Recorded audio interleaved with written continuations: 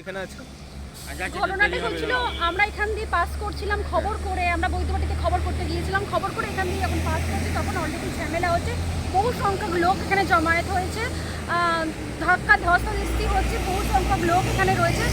তো আমরা দেখে এখানে দাঁড়িয়ে যাই, তো কিছুক্ষণ আমরা দাঁড়িয়ে যাওয়ার পর আমরা জানতে চাই এখানে কি হয়েছে। তারপরে যখন জানতে পারি যে হোটেল কর্তৃপক্ষ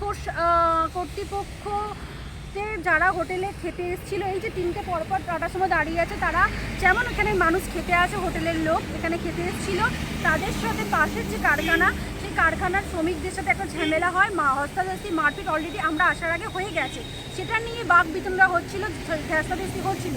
তো আমরা জানতে চাই তারপরে ওদের যাদের সাথে ঝামেলা হচ্ছিল, যারা মারধর করেছে এই পাশের কারখানার ছেলেদেরকে, যারা মারধর করেছে তাদেরকে একজনকে খুঁজে পেয়ে ওরা যখন মারতে হয়, তখনই আমার সাথে যে চিত্র সাংবাদিক ছিল, দুরন্ত বার্তার যে সাংবাদিক ছিল, ও যখন ফুটেজটা করে ওর হাত থেকে ফোন কেড়ে নেয়, ওকে গালিগালাজ, নোংরা ভাষায় গালিগালাজ করে, ওকে প্রচণ্ড হারে মারধর করা হয় এবং ওকে হসপিটালাইজ করার জন্য মেডিকেল করার জন্য নিয়ে যাওয়া হয়েছে এই মুহূর্তে, এবং আমাকেও ঠেলে ফেলে দেওয়া হয়েছে।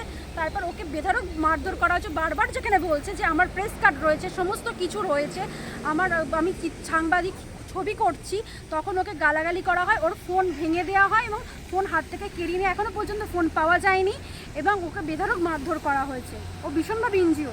এই ঘটনার সাথে কারা জড়িত? অবশ্যই এই ঘটনার সাথে যাদের সাথে ঝামেলাটা হয়েছে তারা তো আছেই, তার সাথে শুধু পাশের কারখানার শ্রমিক সংগঠনও জড়িত, এবং ঝামেলাটা কে কখন কিভাবে হয়েছে সেটা তো বলতে পারবো না, কেন হয়েছিল।